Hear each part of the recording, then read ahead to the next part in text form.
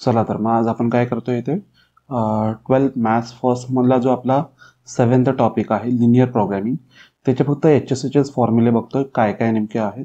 Just एकच सम पडतो, तुम्हाला माहिती आहे सर्वांना की 4 मार्काचा एकच सम आहे. मात्र एक बेसिक कन्सेप्ट काय असते त्याच्यावरची तीच फक्त मी एक सांगतो. एक आहे तर फेजिबल सोल्युशन्स फॉर एक कोऑर्डिनेट ॲक्सेस मी साठी एक दिलेला आहे. म्हणजे आता एक तुमचा एक जर फर्स्ट कोऑर्डिनेट जर असेल तर त्याचं नेमकं फेजिबल सोल्युशन असतं काय ते, कारण की कोऑर्डिनेट ॲक्सेसमुळे आपले क्वाड्रंट जे पडतात त्यामध्ये आपल्याला माहिती आहे की फर्स्ट क्वाड्रंटमध्ये काय असतात, दोन्ही पॉझिटिव्ह असतात. तर इथे बघा X is greater than equal to 0 and Y is greater than equal to 0. आता इथे एक लक्षात ठेवा, हे इक्वल टूचं मिनिंग असताना त्यावेळी ही सुद्धा जी लाईन आहे आपली, म्हणजे कुठली पॉझिटिव्ह एक्स ॲक्सिस आणि पॉझिटिव्ह वाय ॲक्सिसची जी पण लाईन असणार ती सुद्धा याच फेजिबल सोल्युशनमध्ये इन्क्लूड असेल. इकडचे तर पॉईंट आहेतच, त्याबरोबर ही सुद्धा जी कर्व असेल, म्हणजे ही जी आपली लाईन जी असेल किंवा ॲक्सिस जो असेल तो सुद्धा काय असणार आहे, ह्या फर्स्ट क्वाड्रंटमध्ये तुमचा इन्क्लूडच असणार आहे. म्हणजे ह्या फेजिबल सोल्युशनसाठी म्हणतोय मी. ओके, ठीक आहे. त्यानंतर जर तुम्ही सेकंडमध्ये गेला तर सेकंडमध्ये माहिती आहे आपल्याला निगेटिव्ह पॉझिटिव्ह, सेम थर्डमध्ये निगेटिव्ह निगेटिव्ह आणि इकडे पॉझिटिव्ह निगेटिव्ह. आता माहिती आहे सर्वांना, तर हे फेजिबल सोल्युशन्स आहेत. जर X is greater than equal to 0 आहे, Y is greater than equal to 0 आहे, तर तुम्हाला फर्स्ट क्वाड्रंटमध्ये टोटली तुमचा फेजिबल सोल्युशन भेटणार आहे. आता ह्याचवरचेच मला वाटतं आपल्याला बऱ्यापैकी जे सम आहेत ते तुमचे फर्स्ट क्वाड्रंटवरचेच असतात.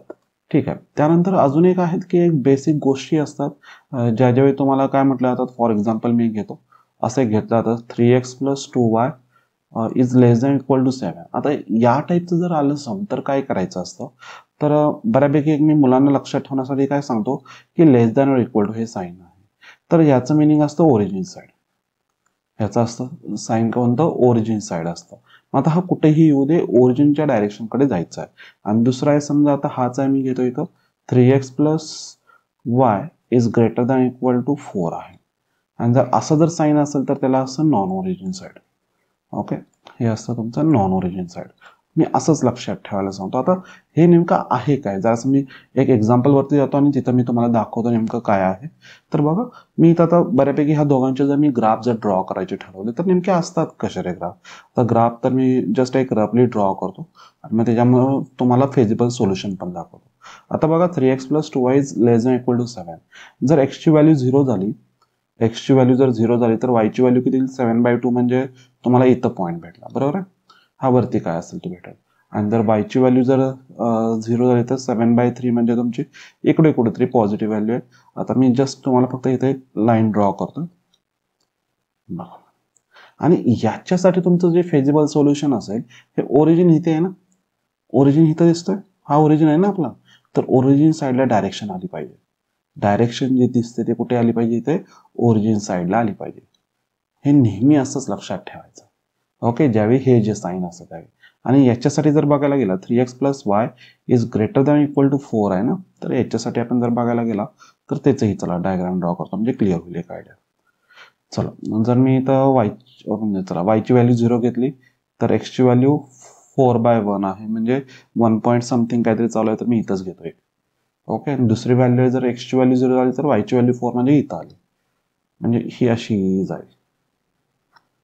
बरं, आणि नॉन ओरिजिन साईड म्हटलं तर मी कुठं सांगणार आहे, अवे म्हटलं, नॉन ओरिजिन साईड म्हणतोय, तर ही येते दुसऱ्यासाठी. बघा, बाहेर गेली, नॉन ओरिजिन बाहेरच्या डायरेक्शनमध्ये गेली. तर हे असे लक्षात ठेवा. मात्र तुम्हाला प्रॉब्लेम कुठे येणार आहे तोही सांगतो.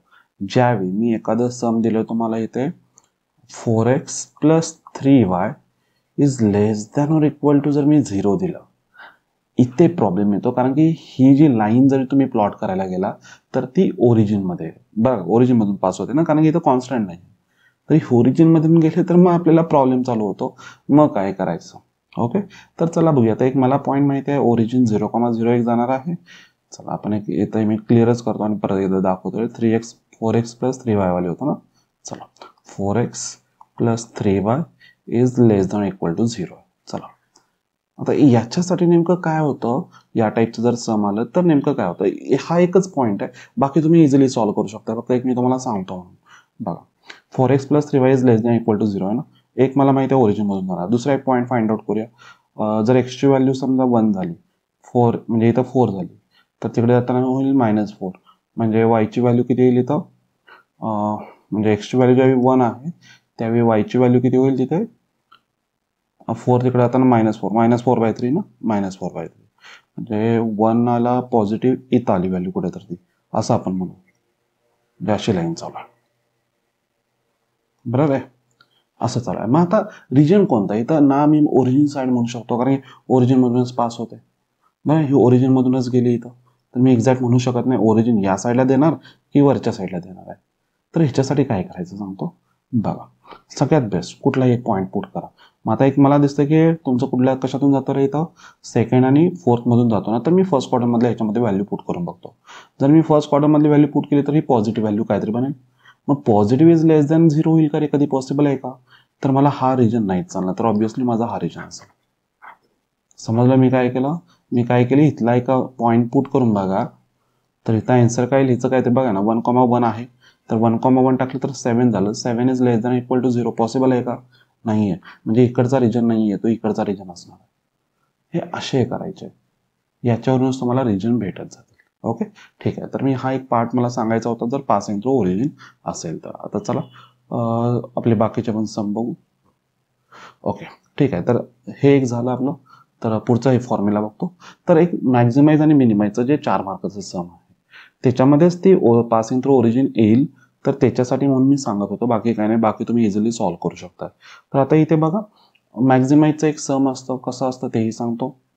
मॅक्झिमाइज और मिनिमाइज असतं Z is equal to 3x plus 4y. तर याचं ही जी तुम्हाला इथं एक पॉलिनॉमियल दिलं आहे 3x प्लस 4y, तर याचं मला काय पाहिजे, मिनिमम किंवा मॅक्झिमम व्हॅल्यू पाहिजे. ती कोणत्या पॉईंटच्या ठिकाणी येते ते तुम्हाला एक ग्राफ एक तुम्हाला ड्रॉ करायचे आहेत. एक इनइक्वेशन्स दिले जातात, फर्स्ट क्वाड्रंटमधलेच मॅक्झिमम दिले जातात. तर तुम्हाला हे इक्वेशन हे इंटरसेक्शन विथ एक्स ॲक्सिस, त्यावेळी वायची व्हॅल्यू 0 असते, इंटरसेक्शन विथ वाय ॲक्सिस एक्सची व्हॅल्यू 0 असते. रिजन, आता रिजन तर मी सांगितलेलेच आहेत हे, आणि जर पासिंग थ्रू ओरिजिन असेल तर काय असतं तेही सांगितले.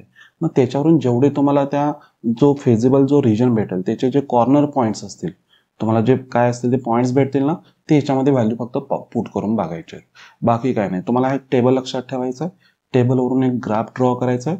तो ग्राफमध्ये जो फेजिबल रिजन असेल, लेस दॅन ग्रेटर दॅन जे काय दिलं असेल, त्याच्यावरून जर तुम्हाला फेजिबल रिजन भेटेल ना, त्याचे जे कॉर्नर पॉईंट्स असेल, पॉईंट्स जे भेटतील कॉर्नरचे, तर ते मला ह्याच्यामध्ये पुट करून बघायचे. आणि जर मिनिमम व्हॅल्यू विचारली असेल तर मिनिमाइजसाठी बघा, आणि जर मॅक्झिमाइजसाठी विचारली तर मॅक्झिमम व्हॅल्यू बघा कुठे येते तेवढी बघायची.